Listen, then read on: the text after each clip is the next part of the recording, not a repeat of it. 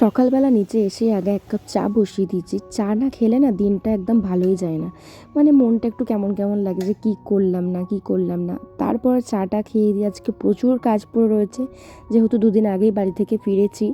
আর এখানে যেহেতু এখানে মানে কি এখন যেহেতু বৃষ্টি হচ্ছে, ঝড় হচ্ছে, তো দুদিন ধরে জামা কাপড় কিছু কাচতে পারিনি, সব জমা পড়ে রয়েছে। আর একটু ভাবলাম টিফিন করে নিই, তারপরে একচোটে ওপরে যাব, কারণ ওপরে গিয়ে কাজ করতে করতে আর খাওয়ার সময়টা হবে না। এসে বিছানা টিছানা গুছিয়ে নিলাম।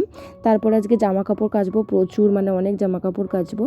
আর এইখানে গুছিয়ে নেওয়ার পরে আমার যে আলনা শোকেসটা আছে ওটার মধ্যে এত পরিমাণে ধুলো পড়ে না, কি বলবো, দুদিন ছাড়ে পরিষ্কার করি কিন্তু তাতেও ধুলো পড়ে যায়। আর একটা আলতা শিশিও পড়ে গিয়েছিলো, ভালো করে মুছে নিলাম। তারপরে বাড়িতে নিয়ে গিয়েছিলাম, এই ভালো কাপড়টা কিন্তু পরতে পারিনি, মানে পরা হয়নি আর কি। ওগুলোকে গুছিয়ে আলমারিতে তুলে দিলাম। তারপরে এই কাপড়গুলো কাচতে হবে। তো আজকের মতো ওইটুকুনি, দেখা নেক্সট ভিডিওটা।